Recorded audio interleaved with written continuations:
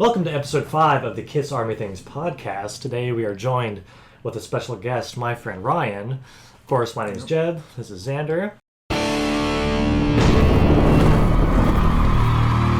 So today, our topic of discussion, we each gathered a few hot takes about the band that we're going to do sort of a roundtable for, share our unpopular opinions about the band, so that should be an interesting discussion.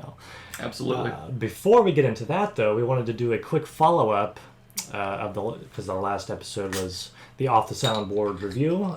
Then we didn't have the physical copy of the release of the album, and so now that we do, we want to just do a brief overview of what we get in the physical copies. And Alex, how many versions did you buy? Well, so I mentioned in the last episode that whenever this was first announced, I went ahead and got the CD pre-ordered just because I wanted to make sure that I had at least, whatever this was, secured. And then when it came out, hey, we're doing this official live bootleg series, they announced on Kiss Online different packages and different things you could get. So I went ahead and got the limited edition, which we'll see in just a second, the limited edition 3LP with the bone swirl, the clear vinyl. Sweet. It came with the CD. This is the CD that I bought from Target whenever it was first announced. I have an extra one, so I'm going to get that. That's your copy to have. This copy, I will keep that back. But yeah, so we did want to pop this open and take a look at it. Oh, so you haven't even opened it up yet? I had not even. No, I wanted to open it right here. So we're doing an unboxing review. This is an unboxing. This is an unboxing thing happening right now. This is great. I'm going to be tender with my hype sticker. You always have to keep the hype sticker. I do the same. And then I'm just going to put that back. So I'll deal with that later. This is a 3LP. Is there anything different from that vinyl? Is there any extra audio material than that's on the CD, or is it just split up into 3 records because it's so long? It's on 3 records because on side 3, for example, you have Let Me Go Rock and Roll, which is like probably 8 minutes long. True. And then Shock Me in the guitar solo, right. another 10-15. So one side is that right there. But it's kind of cool because it's like a full concert. It's like a concert. It's long. Have you heard Off the Soundboard yet, Ryan? Have you heard this? I've heard a little bit of it. Yeah, I haven't dove in very deep into it yet, but for sure. Well, here I'll let you hold that one. See what we got here. You hold that one, pop it open. Let's take a look at the bone swirl. See what we think. I'm sorry if you're just listening and not watching, but but I'm assuming that you know exactly what we're talking about right now. Oh, so it comes in another sleeve. That's good. Double protection. Double protection. Boring sleeves. I'm noticing that there's no artwork for the sleeves, but I guess at a certain point I wasn't really expecting. So here's the bone swirl. Wow. Great. Which looks pretty cool. Wow. We each get a record. Look at that. Yeah, look at that. Hold up into the light. I've never seen. I've had plenty of colored vinyl and picture discs, but I've never seen that effect. Yeah, wow. That's pretty nice. It's pretty nice. Yeah, this was the same. It was $60, the same as the black vinyl. It was all the same price. Really? So I went ahead and got the 3LP or the bone swirl just because I thought if it's the same price, might as well. Okay. So we talked about how we had mixed thoughts about whether or not the packaging was going to be what we thought. Right. And so I think it's okay to say that as much as I love this album, I'm really disappointed with how it was packaged. I feel like even though it isn't a live official bootleg, it doesn't really seem like they just threw it's cardboard. It's literally just cardboard. Yeah. I'm going to go back to what I said last week and say that while I understand the aesthetic that they were going for, since it's Kiss, it does seem like a missed opportunity to put some kind of never before seen photos of the live show, or if there's any professional still photos shots of that lineup, right. or just include some kind of insert or something. Now you can look at it the other way and say, well, since this is going to be a series, they want them all to look alike and they want them all to match. So together they will all, it'll be one cohesive thing. Right. So you can look at it both ways, but I think, the price could have been cut in half since, since there's not... You buy a new vinyl record these days, and like we talked about in the last episode, you're thinking $25-$30. Yeah. And I feel like even though there's, it's a triple vinyl and it's a swirl, I feel like 60 is a little much, but it is great. All in all, it's still really great because I've been listening to this like crazy. I listen to it on the way to. It ends perfectly when I get to work and I get back from work. Yeah, it's a lot. Side one or the disc 1, disc 2. I listen to it while I was mowing, all the time. I love it. I do. I think it's great. Well, I think it will be cool once they start releasing more they will all be uniform as one set, and that is pretty cool. Yeah, so I feel like somewhat of a missed opportunity, but very cool nonetheless. Yeah, it's cool to get new Kiss. Under Well, it's like what we were talking about before the podcast. Even just seeing like Eric and Ace together. I mean, it was a that's why for me anyway. It was a pretty big deal. Just it is a big deal. It is absolutely a big deal. So yeah, that I mean. For those who were curious about buying a physical copy, yeah, I definitely would still recommend getting it, but don't think it's going to be like Kiss Rocks Vegas, where it's like to the nines as far as the packaging goes. We could do a whole episode about that. And you know what? Like at the end of the day, you gotta just it is what it is. I mean, I feel comfortable saying that I don't care for the packaging, but I feel very comfortable saying that the album is great. I love the release. They got it right where it counts. They got it right where it counts. So, and we were talking about some other things in the last episode too about like Talk to Me and why it was included in the set list. And even though I didn't find like a definitive answer, I did go looking, and so it turns out that we didn't even mention that on the farewell tour, the American leg they played 2,000 Man. Right. Wow. It was 2,000 Man in Shock Me, but then in the Australian and Asian legs, it was Talk to Me. Huh, really? And so, of course, it was edited out of The Last Kiss, the pay-per-view that we that pay-per-view that we watched. So they played it. They played it during the East Rutherford show. Yes. But they. Well, I was gonna say I remember watching that, but I've seen that 1,000 times and I've never seen 2,000 Man. That's a shame because so 2,000 Man was played on the American leg, and then for the Australian and Asian legs, it was switched. And they played Shock Me so there was 2 Spaceman songs. That's awesome. And apparently, even though Talk to Me didn't chart in Japan, it still was released as a single, and so it was an A-side single with I think it was Easy as It Seems or something. Yeah. Was the B-side. Other B-sides was like Naked City and She's So European. But yeah, so I mean, it was released as a single in Japan, in Japan that is really and cool. worldwide. And so I guess that could be. I think it topped the. It charted in the top 40s in like Switzerland, Netherlands, Australia. Really? Talk to Me did? Talk to Me did top 40. That surprises me. Yeah, so I guess over in the Asian and Australian markets, I guess it was kind of sort of a mild hit, or at least it would have been more noticeable for them than us. That checks out. So that may have been the reason why Talk to Me was in the set list. It makes sense considering Kiss's American audience was dissipating during the early to mid 80s. Right, yeah, the rest of the world was starting to the rest of the world was getting to it catch where up, America was losing it. Or, think about the Creatures of the Night tour and all that stuff. They didn't tour for the Elder. There are different reasons for that. But I kind of dig the way the CD looks. It reminds me because Metallica a few years ago, handful of years ago, they did a series kind of like this where they recorded every show on their tours. It was called the Metallica Request thing, and you could buy any show and they would come on this like cardboard thing, which is kind of neat. For sure. It's something. Just simple. Yeah, it's simple. It's supposed to be like a bootleg, so I get it. But then again, thinking about some Kiss bootlegs, there are some bootlegs that blow the regular official releases away. Yeah, that's what I'm saying. Yeah. So I feel like they should have maybe gone in the direction of just go all out with the artwork because it's a Kiss. Yeah. Now the logo I like the logo that they have and put that on all of them on the series. That's really that cool. could have been the uniform, as a set. It's a series, so they could have kept this, but there's no point talking about. They did go to the nines as far as like the different packages that you could get because even though the release itself they didn't really do anything special as far as like that goes, but if you were to like I just got the CD and LP set, there was like T-shirts, there was trading cards they had, a few different things. I don't know if it was like guitar picks or whatever, but they did have other merchandise included that was released with it, so I think that was kind of cool. But as far as the physical release, it could have been a lot more, but all in all, I think that it's a wonderful release, and I've listened to it already several times. Great sense of nostalgia. Paul's vocals amazing. The dynamic with Eric and Ace, just fantastic. Yes. So anyway, let's get to Ryan a little bit. Ryan, one of the things I love about Kiss fans is picking their brains about like how they got into Kiss and why they love Kiss. One of the things that Jeff and I on this podcast have had a fun time doing is we've always loved Kiss, but with this podcast you really learn why. Yeah, because you're talking and you're discussing about why you like it as opposed to just saying, oh, I like it and that's whatever. So and every Kiss fan is different, especially us younger fans, where it's not really a one-track thing about how you get into the band. At this with our generation, I mean, there's a million different ways you can get into the band. I think most kids nowadays might be like Kiss Scooby-Doo. Yeah. There's Kiss Oh, Hello for sure. Kitty, and it sounds sure. weird, but it's valid. It really is valid. Yeah. There's YouTube Kiss. existing because There's YouTube. There's they had their songs on Guitar Hero, Rock Band. There's a million different ways to get into Kiss. So I Yeah. want to ask you real quick, what was if there was, you can remember that one thing that where you said, "This is my band."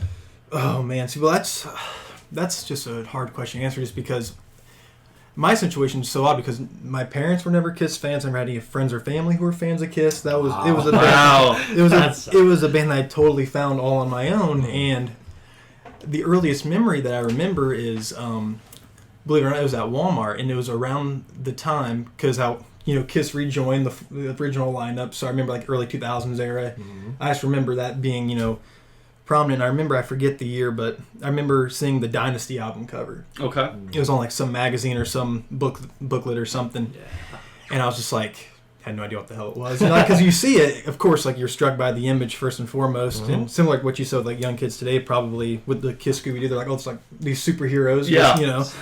And that was my initial thought. Was I saw the Dynasty album cover. Of course, I didn't know it was that at the time, but it was just their four faces. And I just thought it was the coolest thing I'd ever seen. That is and then, I think more than likely asked my dad about it, like, hey, what is this? And probably just like, he's like, oh, well, it's Kiss. He was never a Kiss fan. Right. Still to this day, not a big Kiss fan. Yeah. But yeah, that's like the earliest memory I have of actually finding them on my own. And of course, like the music was secondary at that point, just because it was when you're struck by like the image of them. Yeah. Then it's just like that's all you care about. Just to me, it's like the coolest thing I'd ever seen. Mm-hmm. So getting into the band was that, just seeing that Dynasty album cover, not knowing what I was looking at, but knowing that I wanted to be a part of it, whatever it was. So when did you start like actually listening to the music? So you got past once you get past the image, like. I got introduced to the music through the movie Detroit Rock City. Really? That's where I got introduced to the music. What a great movie! Because what a great movie! Yeah, that's the greatest movie. A movie I watched way too young. Yeah, well, us too. But and again, that's the great thing. I don't know why my dad even had that movie because he was not a Kiss fan. But like, he's like, well, if you like Kiss, and watch this movie, and I watched it, and it's still one of the greatest movies of all time. Yeah, it really is. But that's how I got introduced to the music, because when it started off, "I Stole Your Love" was like the intro song to that movie. And like, it's like we were talking about earlier, and I was just like, okay, I get it. But then like when the intro was like Love Gun, I was like, okay, now I there's more to this than just what I'm saying. So yeah, I got introduced to the music. I got a question to follow up. So you got in. So were you into music already? Like, did you already have a few bands that you loved? Like, were you already listening to rock and roll or metal my. Like that? Okay. I'm trying to think, and again, it's so hard to remember, but my dad was always, into music, so there's always this music playing, and he was a musician, so he was always playing stuff, but, like, I remember loving Rob Zombie at a young age. We have that in common as well. Absolutely. I think, like, it was Hellbilly Deluxe. Hellbilly Deluxe! Like, yeah. And then my dad got me really into that, so I can't remember if that came before or after Kiss, but, so I already had, like, my head... Wow. There, absolutely. So well, Rob Zombie ties into the visual element, the whole shock rock aspect. I have the same memory of our father had this little CD rack with a set of CDs on it, and Hellbilly Deluxe was in there, and that struck me just as much. That as album cover is Kiss did. Yes, because we had I probably looked at the same way I did Psycho Circus, because that was pretty much our first Kiss album, that and Revenge. Mm-hmm.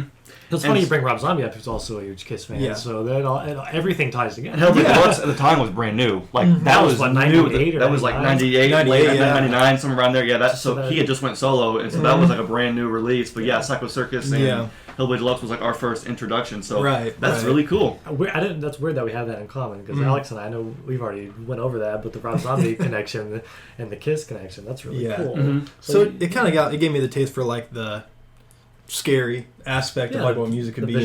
So Rob Zombie was an early memory. So I don't know if that was before or after Kiss, but I'm sure it was around the same time. Yeah. So that's awesome. I like that you had that sort of classic Kiss experience, because when you hear people grow up in the 70s who are fans now, they may have had the exact same story of seeing Dynasty specifically, when it actually came out, or going to the store and seeing anything for sale, and then that drawing them in. So that it's really a universal thing that we all share in such different ways. And that's the beauty of being a Kiss fan too, is just there's that link that we're all everybody all comes back to Kiss. When it comes to other music, like my dad was always a big Doors fan, so Doors is probably easily number 2 favorite band of all time. Okay. But when it comes to like Kiss, a lot of it too with me is just like this nostalgic feeling. Like when you see them, like I'm sure if I found them when I was older, of course, I'd probably be into them, but not as I feel the deep same into way. them as I would have been if I didn't find them when I was like 3 or 4. You know what I mean? Exactly. That's a very interesting concept because. So, do you know about what age you became a Kiss fan? Were you like were you like a toddler like us? My earliest memories are Kiss, so maybe like 3. Yeah, 3. Okay, so three. same age. Kiss has always been in my life. Like it's never, it's always been a thing. Like that's like I can't remember discovering them because it's been so long. It's your whole life. I've always wondered, like, is it better to get into Kiss when you are so young? Because I feel like the hardest thing about talking to people our age about Kiss who are not Kiss fans is they get so intimidated. They don't want to collect.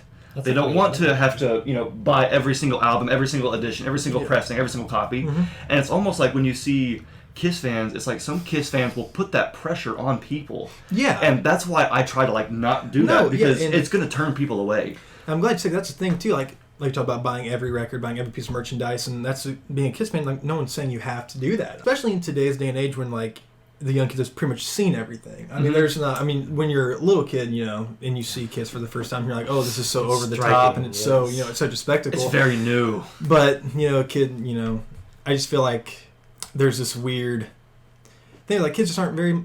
I just feel like it's not impressive to them really anymore. In a weird way. Just in a weird way. Look, since Kiss, everyone's been doing big shows. Yeah, when you see Kiss, you have to go bigger than that, and then the next guy has to go bigger than that, and the next artist has to go bigger than that. I was going to say Molly Crew. Of course, they're done now, supposedly. I don't know. They're coming back on tour next year. I heard that. With Def Leppard. Really? Yeah. Didn't they sign a contract saying they couldn't come back? I heard it's all... That's fine. I'm not going to get into any of that. I can't even right now. I'll tell you what. The Kiss podcast about Molly Crew. If Molly Crew came around, I wouldn't say I wouldn't go. Let's start a new podcast. Start a Molly Crew podcast. Yeah. It's the music podcast. We get to talk shit about everything. Yeah. But no, I think, I've had that inner dialogue with myself of would I be a Kiss fan if my dad hadn't got me into it or if it had never been exposed to me like that. And so I think it's so hard to gauge that because all of our music that we grew up listening to was like rock and metal anyway. So if you take all that away, maybe I wouldn't have even been into rock and metal anyway. Yeah. So if you take out any variable, it could have changed. Everything is definitely at a time and a place. Because if you weren't there and hadn't seen that Dynasty album cover, it wouldn't have been that moment. So So I think it's okay to say that we might not have been that big of Kiss fans had we not had those moments that young. And it pains me to say that's okay, that too because it is what it is at the end of the day. Yeah. I think I would have ended up being at the very least a casual fan. So let's say we had grown up. Let's say we had grown up with Dad loving Motley Crue or something like that. I think since we would, Kiss is similar in the same vein as that. So I think if we started there, I think eventually it would have happened somewhere. It would have I would have had to. Plus, all the times they come on tour, they're coming to Noblesville every time they come on tour. I think even I could have ended up being one of those people who said, well, Kiss is supposed to have this great show, why don't I just go see him? And that could have been because I've seen bands where I see them live and then that gets me into them. So all three of us could have easily have had that moment happen just at a later time because obviously we love the music and the music comes first. So if I like the music now and I'm a Kiss fan, then why would that change if I didn't know them when I was 3? I could have grown up because Hotter Than Hell is a great album, regardless in any mindset. Yeah. Because the music is first, the music is always there. I think I would have ended up being at least a casual Kiss fan had it not been for growing up with them.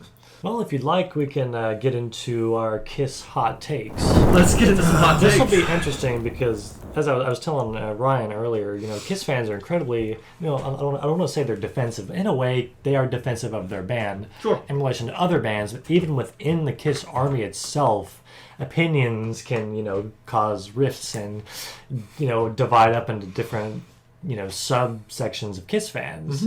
I'm an Originals only Ace Frehley fan. I'm a diehard Vinnie Vincent fan, and everything else is So it'll be interesting to see how how we handle each other's hot takes. I love hearing about people's opinions, and again, we're talking about origin stories and different and opinions. That's what I like about podcasts is you get those stories, those opinions, and those fresh arguments. Takes, the arguments, the debates, and all that. So let's start over here, and we'll go I say around. we volunteer whoever wants to go first. Whoever wants to. We won't go. Who wants to go first? Who wants to get crucified first? I'll go first because Okay, I can think of Go a couple for it. hot takes. Go for it. All right. So and I'll start easy. You start with one, and we'll talk about it. I don't have to Yeah, go at all if you Because guys with want. with every hot take, you have to give your opinion, and then you have to say why you think that way. Yeah, That's the whole discussion. That's We talked about Hot in the Shade being in my top 5 Kiss albums on a previous episode. Oh boy. And how songs like Read My Body, and then there's even a few others in the Kiss catalog like No No No, Boomerang again from Hot in the Shade that get talked about and they're kind of like thrown to the side. And one Kiss song that always seems to come up, 2 Kiss songs that always seem to come up in people's like top 10 like do not like list, like not good Kiss songs. The 2 songs that I think are fantastic that always end up in those lists are Let's Put the X in Sex and You Make Me Rock Hard. Oh wow. See, both from Smashes, Thrashes, and And Hits. those songs, I mean, I'm sure when they came out and when you heard them, then in their context, but with me and having Kiss sort of all at once, like those are 2 songs that when I hear them, like I think they're fantastic. Right. Like Let's Put the X in Sex, especially when it starts out, it's kicking right from the beginning. Paul hits some like dangerously high notes, and like it's always fun to try and sing like Paul Stanley, even though we all do it really badly. But so that's a song that even though you could argue to the ends of the earth, why that song is, or even Make Me Rock Hard is not a good song. For some reason, when those songs come on, they invoke something. Like I'm ready to like. Well, I'm ready to sing. It's a pop song, more And or less. Paul Stanley is such a good, and he's collaborated with so many great people as well, Desmond Child, and he's a good pop all these songwriter. great songwriters. But he is able to just tap into that, and of course, Let's Put the X in Sex is very tongue in cheek. It's got all these like innuendos or whatever entendres, but it's But if you think it's a very very fun song, and that video too, where where he's like in that leather jacket and he's just like doing his thing. It's like that's Paul Stanley. But that's the thing I love about Kiss. Though, is they're a very tongue-in-cheek band, and like Love Gun. I mean, You pulled the trigger on my Love Gun. that's it's silly. But that's why you fell in love with them. Yeah, Well, I'm wondering what the criticisms are really of that song, because I think you're right. The song does seem to get snubbed because it's easy to brush off, but I'm wondering where a Kiss fan could possibly draw the line and say X and Sex. Yeah, why is too Love far? Gun great, but this one's not when they're the same thing? No, Yeah, I mean it's just because They have it's a something little called more Ladies' intimate. Room. I mean, maybe it's the production because I mean like Love Gun, the production of Love Gun was great, whereas you had this like really kind of 80s poppy. But That's it's okay a great because it sounds awesome to me. Mm-hmm. I love it. I can get with that. And I've been listening to a lot of Kiss 40 lately because I have a long drive to and from work. So off the soundboard, Kiss 40, they're long albums, so I can listen to them on the way to and from work. And I love listening to side 2 or CD 2 of Kiss 40. Maybe it's because I'm a younger fan, that's more my era, but for some reason, man, when I get going on that side 2 and Let's Put the X in Sex comes on, it's cranking up to like 11, 12. Let's bust these speakers out because I think it's great. Again, Paul's vocals, Bruce's guitar isn't like any. Oh, that solo. Oh my gosh! It's such a. We talked about great guitar. I think we're talking about guitar solos at one point. Yeah, we're talking about Forever and how. But Bruce's solos are like iconic, and that solo well written. doesn't get. I feel like that song is always like put down and shoved away. Right. But let's face it, that solo. We need to lift that solo up. That's a great solo. It's one of those singable, memorable guitar solos. Let's Put the X in Sex is great. Love it. Yeah. That's my hot take. See that. And I agree, though. It's a good hot take because you're talking about something positively, unlike what I'm about to do. My turn. All right, you go next. Unless you want to go next, do you want to go Unless next? unless you got one. No, I'll go last. Okay. You go first. I think I may have expressed this to both of you before, but I'll have to tell it to everyone else. It's about somewhat of a beloved Kiss song, I guess, but I think the studio version of God of Thunder, as featured on Destroyer and of course Double Platinum, is not very good.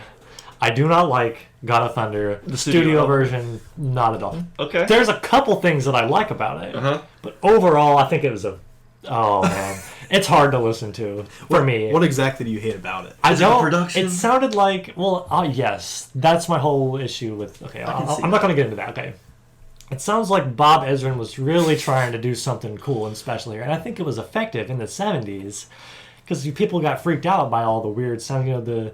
Ezrin's children Yeah, going the off in kids the laughing. background. Weird. I think it was an honest, attempt at making something eerie and giving it an atmosphere, but I think it absolutely falls flat because whenever I listen to it, I cannot take it seriously.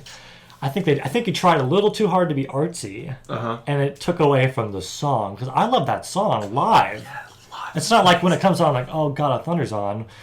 I love that song when it's performed live because it's just the song and it's But again, I think there's a couple things that I do like about it. Maybe one thing, which is Ace's guitar solo. But I think Ezrin did something really cool, which is I don't think he's done it on any other Kiss song, which is the guitar solo is kind of buried in the mix and it's laying below everything and I think that was an interesting choice. And I love the way the guitar solo sounds with everything droning over top of it. I thought that was cool. Gene's vocals on that song kill me. I cannot get with it. Yeah, he goes up and then down and up and then down. I'm wondering if they messed with it in post. Oh, absolutely. It was. There's a lot of things happening there. There's a lot of things happening. So again, Destroyer.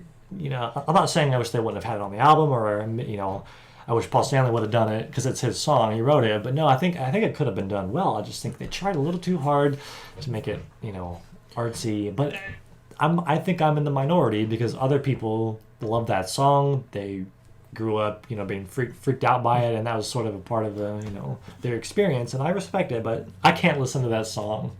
The studio version is gonna. For sure. You got quiet, so now everything's like. That's great. I love hearing that. Oh boy. What you got to say, Ryan? Would you guys say that was like an unexpected song for the time, like when Kiss released that? Oh, I bet I couldn't imagine what it would be like dropping the. Well, it's not like I'm dropping the needle on that song, but listening to that for the first time probably was a moment for a lot of people. I bet it felt scary. Oh, absolutely. I am the Lord of the Wasteland. I command you. It's like I demand you. Well, obviously, I'm saying this from a standpoint. Thunder. I'm saying this from the standpoint of being in 2021. Yeah, you're listening to the whole thing. Go on. So it makes more sense for me to say that. I'm not putting anyone down for loving that version of the song if they grew up with it or for any reason. I'm just saying for me. Yeah, I just think it's funny. The same album that has Beth also has the lyric "I will rob you of your virgin soul." Yeah, absolutely, it's awesome. Go and look at that, and then you have they're checking all the boxes. Great Expectations, where it's like you clutch your breast, and it's like, what are we doing here? Yeah, what are we doing here? That's good. If you go on YouTube, you can look up the vocal track to "God of Thunder," the studio version from Destroyer. Oh yeah, and that is amazing because I do share. I don't think I feel as strongly about it as you do, but I do see exactly where you're coming from with all your points here.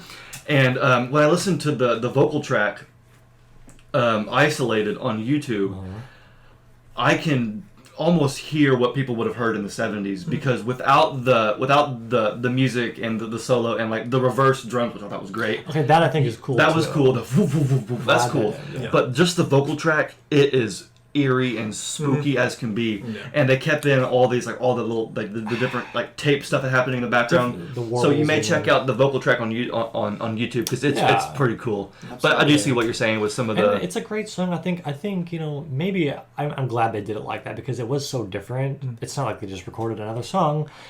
I think they could have still done something with it. It's just weird listening to Bob Ezrin years later doing The Wall, which is a masterpiece, and I feel like he just went cheap and just did this. Yeah, have my kids in the background. It'll be cool. It'll be interesting. It's almost like you need the whole picture. Like God of Thunder is just one piece. You need you need the live show behind it. You know what I mean? You need it's its own thing. Definitely. Which I wonder. And when you hear it live, you hear that bass line and that dun dun dun and dun dun. Yeah, dun. theater. That is the baddest bass line. Becomes theater. When did that come in? Was that in '77? Did they do that? I feel like they did. I don't know. I want to know. That sounds right. Because it's just the song starts on the album, but then when they play it live, Gene does that. I thought that's freaking awesome. Does that bass line. And I think that bass line, when I hear it live, I'm like, it's about to be on. Well, it's a great song. It's a great, Ryan and I play guitar together. We always, without fail, play that. That guitar is fantastic. Yeah. It is a great. It's got great, marching, almost like marching drums. The drums are super weird in that. I'm surprised. Kudos for Peter for coming up with the drum. Or whoever, part. but yeah. Wow. Where's your hot take? Peter Criss wasn't there, maybe. I don't know. I'm sure he was. But We no, know Ace was whoever out came there up, and Destroyer sometimes. yeah. Yeah. Well, I mean, enough about God of Thunder. We can move on. But Yeah. you know, Ryan, what you got? You got, What you got a hot take for us? Wait on us. I'll save my worst one for last. Of course. Okay. So this is kind of one for people who are more not just strictly Kiss fans, but kind of just music fans in general. I truly believe that Ace Frehley is probably the most influential guitar player of the 1970s. Mm-hmm. And Okay. I truly mean that, just the way that, because some of the things that he was doing, it just sounded so different compared to what was going on, or just the way he uses, because like a kill switch wasn't even a thing then, but the way he just He did it to the rhythm of the songs, the way he figured it out on his own, and just like the way that he just used people were playing and they found a harmonic, and it may have been by accident, but he's like, I'll just incorporate that into the actual solo itself, and which he does, and just the melodies of his solos too, and it's just you can just sing those solos, and just I feel like a lot of people weren't doing that at the time. Yeah, I mean you can sing the entire Love Gun solo. Oh my gosh, just awesome. sing it, and it's on the first album, all those solos are singable. They're memorable. Yeah. And we were kind of having this conversation earlier about how Ace really does end up getting kind of snubbed when talking about maybe not the most influential sometimes, but just the best guitar players of the 70s, most iconic. He seems to be a bit left out. Yeah, Kiss is always left out of those big conversations. they are. always are. They really do operate in their own sphere. It's almost like I don't know if it's people think they're just still gimmicky at this point, which I mean, if They people do. say that, it's They people do. say that's a valid point. I see what they're saying, but at the same time, I mean, you can't deny. I mean, their discography. my You gosh. can't. I mean, you can't. 100 million albums, over 100 Yeah. million albums sold worldwide. More Yeah, gold yeah. albums than any American rock band ever. It's like Yeah. I was I mean, saying there's something earlier. that, I mean, a lot of people who want to bring up Ace Frehley, someone else always has to chime in and say, "Oh, it was just like a Jimmy Page ripoff," and that's not even close. No. If you listen to Led Zeppelin and you he was listen from to Earth. Kiss, Ace was not. Yeah. I don't know. If Yeah, Jimmy Page that's what I'm was from Earth. He saying. may have been from outer space for real. For sure. But no, I mean, a lot of people make that connection, and it annoys me because those people have either neither listened to Led Zeppelin or they have never bothered to seriously listen to Kiss. I think the Because second one. yeah, well, that's almost always the case when criticizing them. But Ace Frehley did do his own thing. Yes. I mean, he was a blues rock guitar player, that was in. But like you said, the harmonics and the trills. We're using music knowledge or music terms now with the trills, the I don't know harmonics, any of it. the kill switch, using it with the rhythm. Listen to the Firehouse solo and how he bends the notes and just all that stuff is just Ace. It's just pure Ace. Yeah. Yeah, he definitely influenced a whole generation. Easily. Tom Morello is the first person, and he's going to be in this documentary that's coming up for us tomorrow. Yes. Tom Morello, he's the first person to get in there. So, but your hot take is saying that Ace, out of all the guitar players, whether it's Jimmy Page or Angus Young of AC/DC, Yeah. Well, Ace is the most influential. And it's not, I think it would be a that hot era. take to say that he was. I'm not sure if I could say he was more influential than Jimmy Page. I think Jimmy Page is one of the top 3 most influential of all time. For But me I- personally, he was. for your personal, yeah, for know, sure, that makes but- sense. Yeah, that makes sense. I do think that Kiss, Ace, everybody definitely gets slighted in those conversations. People Yeah, are always so right. quick to talk about the Stones and, Yeah. and Beatles and Led Zeppelin as far as being these pioneers of whatever it is in rock in rock and roll, being milestones, if you will. Right. And I really think that Kiss is a major milestone. They paved the way for a lot and of it goes music. it goes Absolutely. beyond rock and roll, because you Yeah. look at every artist in some way, shape, or form is using a part of Kiss's show. Kiss was not Absolutely. the first visual band. No. They the New York Dolls had their glam. The Alice Beatles had Cooper. Alice Cooper. The Beatles had their. Beautiful, But yeah. Kiss and Black Sabbath with the the upside down crosses, the burning, and the black, and everything. Everything is themed. Everything good should be themed. But Kiss took it and ran with it to its fullest in a extent. way. Yeah. That I think it does come back and bite them in the butt sometimes, where it's they end up getting slighted by most people who are not Kiss fans, because I don't think people outside of Kiss are even capable of seeing Kiss as As a band. Kiss As a band. musical group. Because again, we use our eyes for everything. I think all of us here became Kiss fans because of what we saw Yeah. Yeah. and said, now let's go further, and then what we hear, and that's where you stay. Because the music is great and all that, but typically you see them first, and for some folks that can go sour quick. A lot of people are just pretentious if they want to pretend like the visuals could really get in the way of the music, because like I said, the music's there and that's what's most important. It's not like we're fans for any other reason. lot of people want to feel like, oh, it's just a gimmick, or, I'd rather listen to music where they're more focused on the music. I'm like, that's totally fine, but don't shit on Kiss for doing what they do. Your opinion and your view is your view. I just feel like people's... Sometimes they think they're above Kiss. It goes a little too far. That's sometimes. the problem. And that's why I've always, whenever I hear new music from other bands that are not Kiss and not rock and roll, I'm always like so eager to give it a chance. Like I make a lot of like comments about this artist and that artist, but at the end of the day, like I love hearing new artists and actually giving them a chance, because I think about me and the things that I've done with some other folks where it's like, hey, why don't you listen to this and check it out? And it's always no, because they're a gimmick or something Gene said or whatever. And so I'm always like, you know what? If I'm ever in that position where someone's trying to like, hey, this is really good, check it out. I'm like, you know what? Nobody will give me a chance. I'm going to give you a chance. Yeah. Yeah, liking Kiss was never exactly cool. No, it wasn't. It wasn't. Cool. But I like these conversations because we are so we are younger than most Kiss fans, and it's my hope that other people who are our age and younger will hear these conversations and see past that.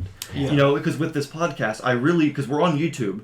Like lots of young people listen to watch YouTube, listen to podcasts. Yeah. Lots of people love music and going back and listening to music. I'm seeing videos on YouTube now of like people doing reaction videos. Yeah, that's where they trend, they're like, hey, let's like old rock bands or rock bands or listening to Kiss, and it's like they're going back and it's becoming a thing. Yeah, it's becoming a trend. It's a whole and I like that, because even though trends are here today, gone tomorrow, rock and roll, things like rock and roll and Kiss, it's been written in stone already. It's not. all it takes is for someone to hear one song, see one image of the band, one album cover, and you're in.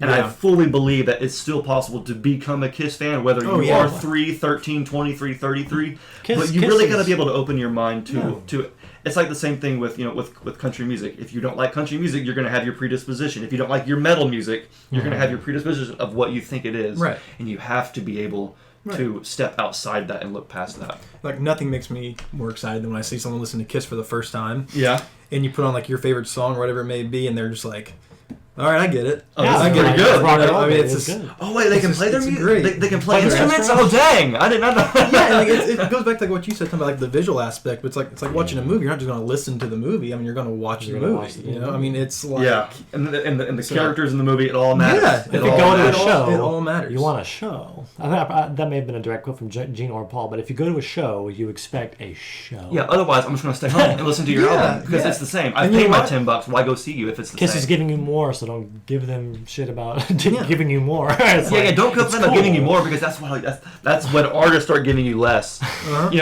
When it becomes cool to give you less, that's when it's like, what are we doing? Like I demand value for my dollar. Yeah, that's why I will always be a Kiss fan, because I get that. Yeah, I get that. Let's go back to some more hot takes. We could keep going in any direction. Yes, we could. Would you have anything else about Ace Frehley? Because I think Ace Frehley is great, and it's cool to have two guitar players who are smart enough to talk about that kind of thing. Because I don't. But you just love the sound of his playing. That's all. I like the sound of his playing. I think Ace has great tone, and I do think that he influenced an entire generation of guitarists. Yeah.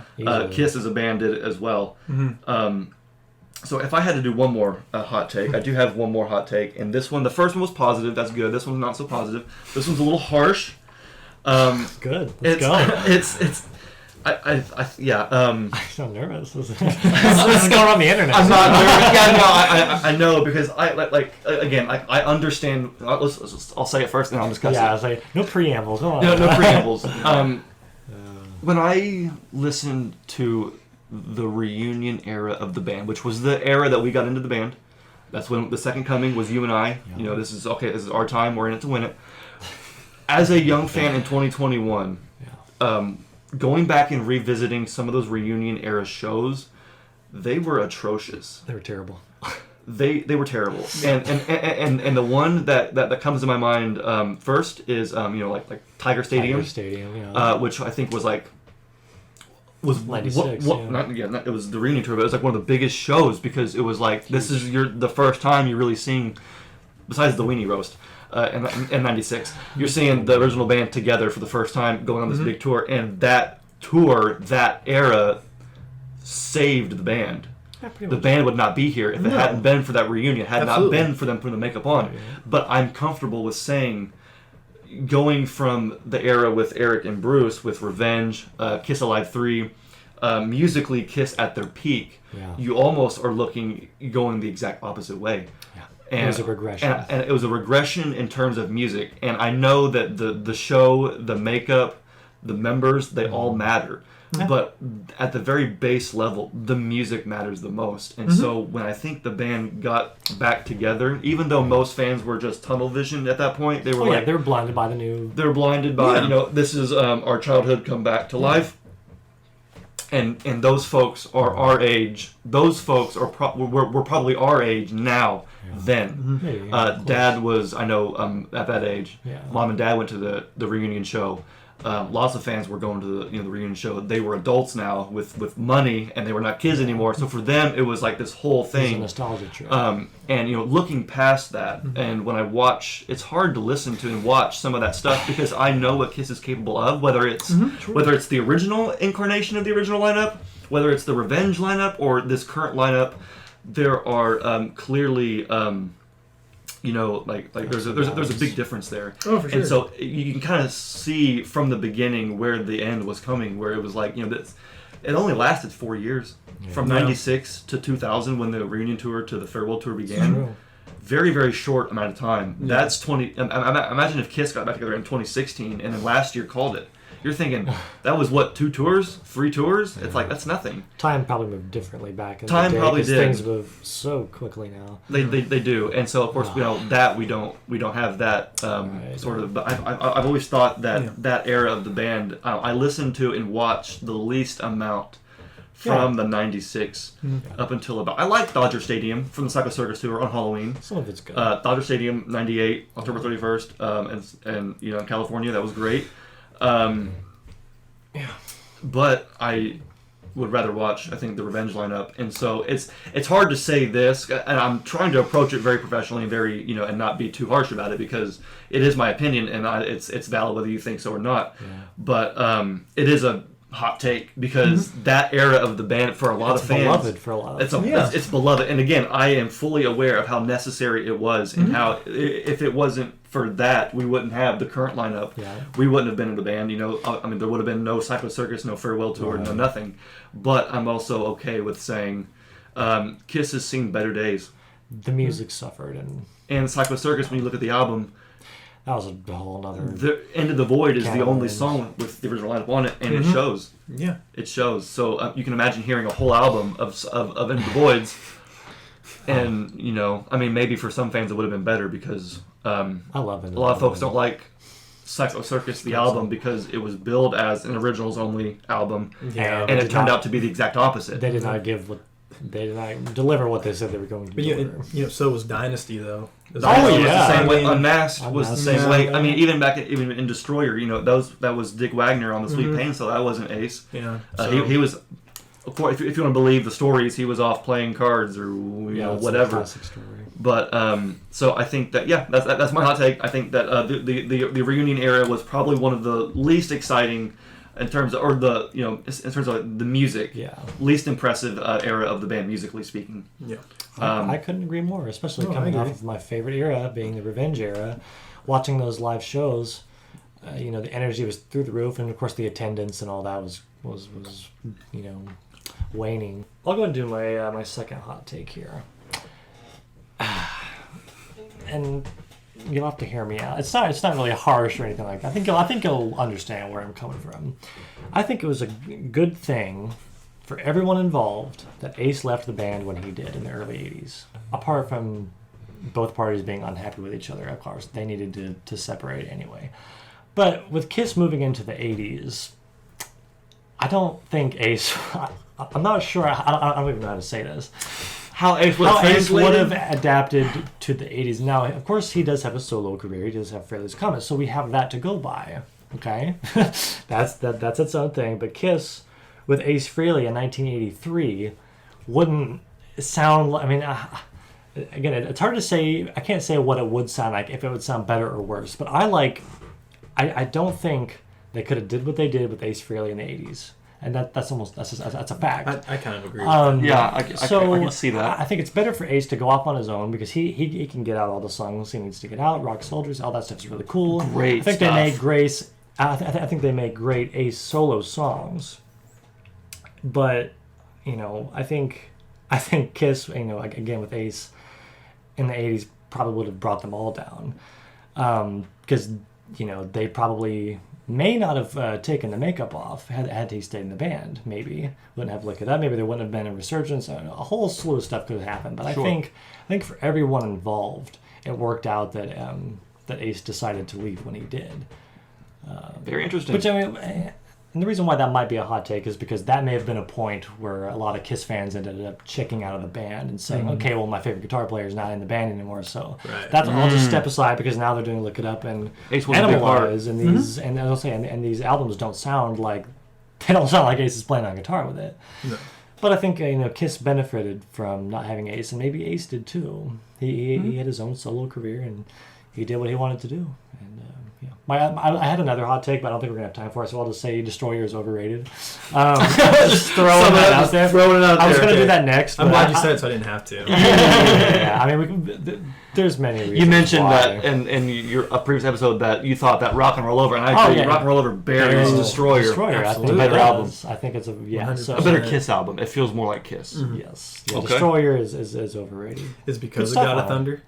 No, Is it because of half the album's not that great. No, I mean, I never cared for Beth. I think Detroit Rock City is a rock and roll masterpiece. It's Cannot like the take best- It's the best Kiss song probably ever. Yeah.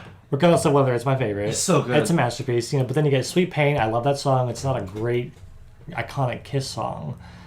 Flaming Youth's Sweet good, Pain but is it's never great. one of my favorites. Shout It Out Loud was never one of my favorite Kiss songs. Although, I like it. It's fine.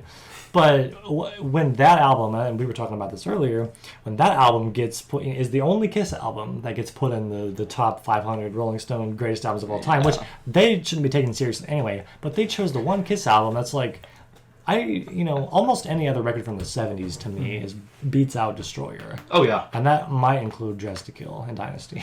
I love Dress to Kill. That's my hot take. Dress to Kill is one of the best albums of the '70s.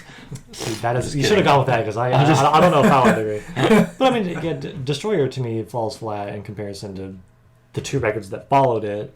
I like Alive more. I think Dress to Kill and I don't know. But For Destroyer, it's the album cover I think in Detroit Rock City and Beth. That's why it gets so highly rated. For And then there's the whole production issue, which whatever. Yeah. I just wanted to throw that out there in case anyone. glad you did. Yeah, not one of my favorite Kiss albums. I like it. It's a Kiss album, but For sure. anyway, Ryan, blow us away. What do you got? All right, now this is gonna be bad, and I'm gonna apologize already. For Oh shit. Are you serious? Oh, okay. Here we It's go. gonna be bad news. I Apologies, can already tell. Drum roll. I won't be invited back for this one. Episode 5, Ryan's only appearance. Thank you the for last watching. Subscribe before Editing you out. before he says this. Go ahead and subscribe now. And you know what I'm gonna say. Yeah, I love it. Great. Yeah, I love it. Uh-oh, I'm out of the I loop. think Peter's solo album is Uh-huh. the best out of all four. Oh! Yeah. Oh, wow. I know. I love that opinion. You should I bet on love that. that. I love I was like, because oh, man. I am the exact opposite of that. too. And I love that. I love this. I know. Trust me, I heard that So for an you hour. you genuinely think this. I do, and Talk to me about why. I love this. This is. well, it's kind of. I've never heard this. I've never heard anyone say that. And Like literally, Peter and Chris' solo album. I'm gonna sound so pretentious when I say this, but I feel like because it's so different from the other three, and it's because it's something that when I first got the solo albums, I wasn't expecting him to go that direction. So I was like, Almost. okay, this is interesting. And it took me a while. When I first heard it, I was like, okay, I get it. But it took me a couple more listens. I'm like, I can see. I feel like he just did what he wanted to do, and I don't know. I just kind of respect him for the route that he Absolutely. went with it. Just just I can see that. musically, I feel like No, it it's just, sucks. I mean, It sucks. You know, I mean, it's like we're talking, I feel like Paul's album is the better Kiss album. If you're going, if you're hearing it from like a Kiss Yeah. fan, you're like, okay. And then Gene's was, James was a hodgepodge of this and that and Yeah. the other. I love and then those. Aces was like you said, like a rock album. It's you the know? best rock album. And I just feel like Peter's was just so different from that I don't know why. I just really latched Yeah. onto that one for some reason. For I sure. really don't know why. I wish I had a better reason. I don't know what Going it back is. to Kiss You 40. like Peter's voice. I mean, you're a Peter Criss fan. I feel like Peter Criss's vocals is amazing. Mm-hmm. I really do. That's Is that another hot take? no. That's a mild. Like, no. That's definitely a.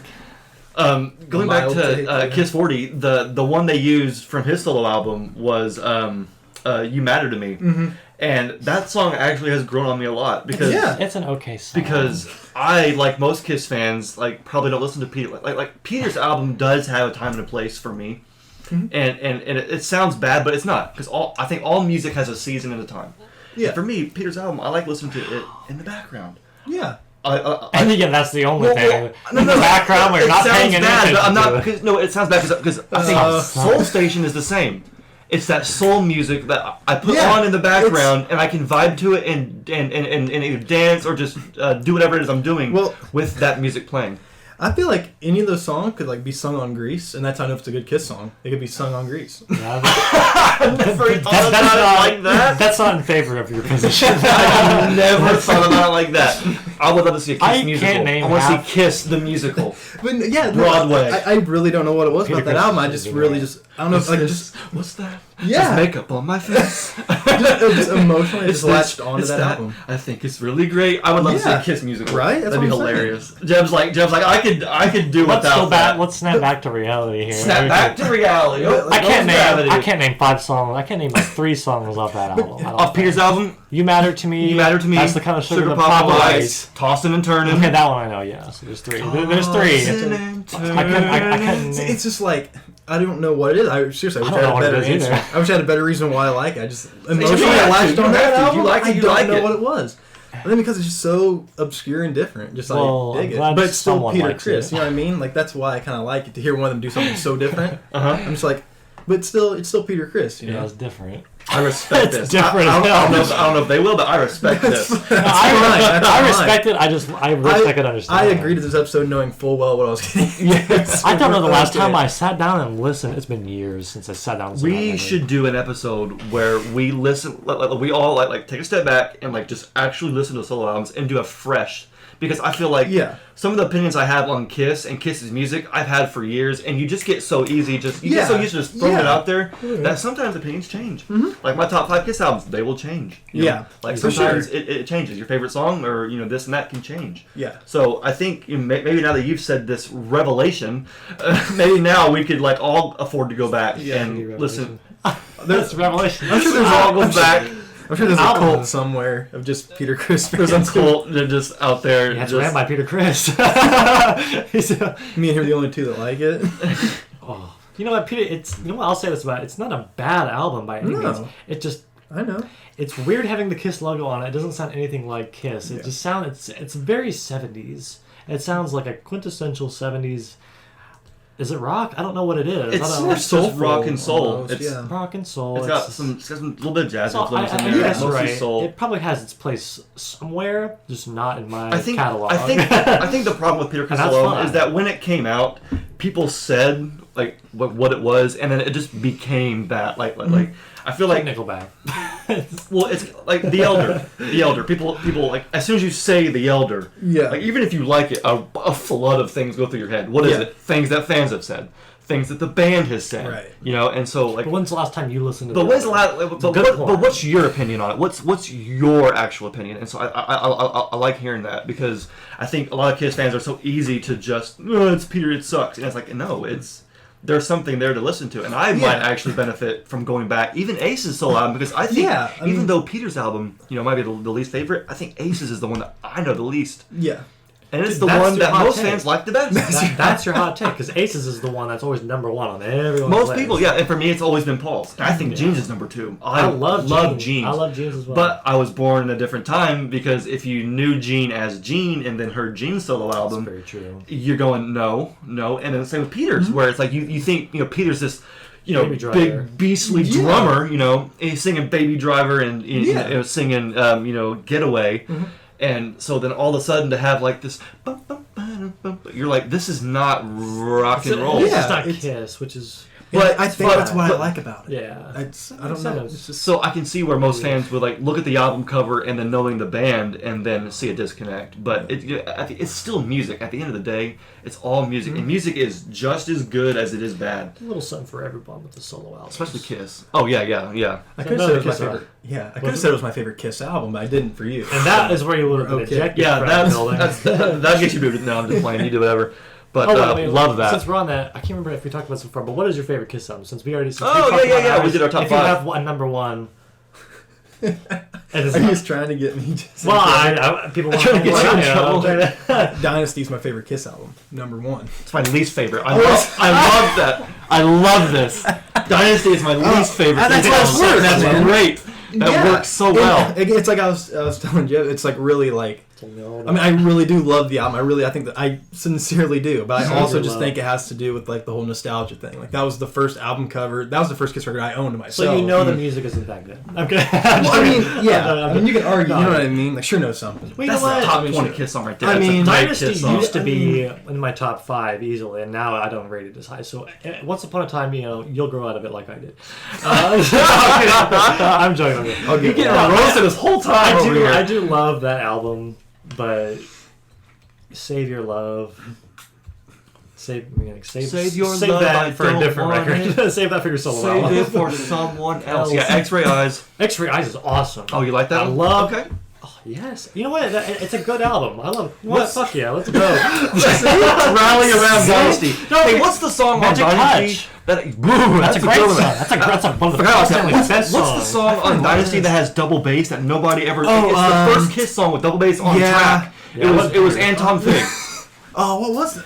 Was it X-Ray Eyes? Was it Hard Times? I want to say it was Well, X-Ray, but I don't. That Yeah, doesn't but sound right. Was it to so me. prominent? Because I don't even remember that. I remember the double bass. It's not aspect. prominent. It's kind of like. It's either Save Your Love or X-Ray Eyes. I think there's double bass at the end. I want to say Savior. I want to say that, but I do not remember. And then there's a song on Dynasty too. Which one is that? Torpedo Girl? That is Dynasty. You talking about? Unmasked. I'm sorry. Unmasked. Unmasked, yeah. Unmasked has a Yeah. song. yeah. And Tom Fig also used so before Eric Carr there was double bass being used, which I think is great. But That's how yeah, you knew it wasn't Peter. I always Yeah, see, forget. that's the image right there. That's I'm like, okay, I'm in. Whatever it is. Whatever this is, I'm about that I was action. like, I'm all for it. This is gonna slap. Yeah, no, He's I a certified slapper right there. certified It was banger. the first Kiss record I bought myself. It was the first. I mean, Well, good. That's great. good I love How do you the like 'em? I love the hot takes here. people make I think mistakes. hot takes not in every episode, but is going to be a new feature. Yeah. I got plenty of them. Because what I just heard here today has just made me love Kiss even more, and that's why I love watching Kiss podcasts. That's why I hope people will love watching this podcast, is talking about all these different things that make us Kiss fans, and collectively and individually. Yeah, and Tommy Thayer's a much better guitar player than Ace Frehley. Well, Ace really doesn't even know how to play. joking, I'm don't just kidding. fucking- Yeah, I'm just like Don't we're flip that. Yeah, no, As long as we're doing hot takes. Ace Frehley's amazing. Ace Frehley's amazing. All 10 members are amazing. All 20 studio albums are amazing. All 3 of us are amazing. It's just all of our opinions are valid. It's great. everybody watching is amazing. I love this. So Disagree with me. I think that's where we'll wrap it up, guys. I do want to say one thing though. Sure. Go I was for like, it. this, like what you guys are doing, is like so awesome. Okay. Just Thank I've you. like, honestly, like seriously, like I'll I've drink always to thought that. about doing something like this. You just like in that aspect. So the fact that you guys are doing it, like, is awesome. So seriously, I watch it like every time an episode drops. I'm like right there immediately. Yeah. So Thank you, Ryan. seriously, like legit fan. Like share really. it, share Thank it you, all man. over Facebook, and We're- share it all over the internet if whoever's watching, because we're trying to get, numbers aren't the most important thing, but we'd like to get You like our me? stuff out there. I was We'd gonna like say- to get more younger fans, to Yeah. join the conversation. Right. We want to have guests on like Ryan, That's good. other people who have different opinions, and Absolutely. we love that stuff. Yeah, I was We gonna do say, it's true. Obviously, we're doing this because we want people to see it. But at the end of the day, it's not about how many people's watching. It's who's watching. So thank you for watching. I know there's a few of you Absolutely, out man. there that are watching also every episode. So that means a lot to us. Yeah. And so if you're new here, there's 4 more episodes beyond this or before this you can watch. Ryan, we're gonna have you back in the future too, because Absolutely, man. we I love love having your opinions on this podcast, other opinions. Some of them. I don't think he does. Some of them. I'm down for it, but yeah. So until next time, I'm Xander, I'm Jeb. I'm Ryan. There you go. and this is Kiss Army Things.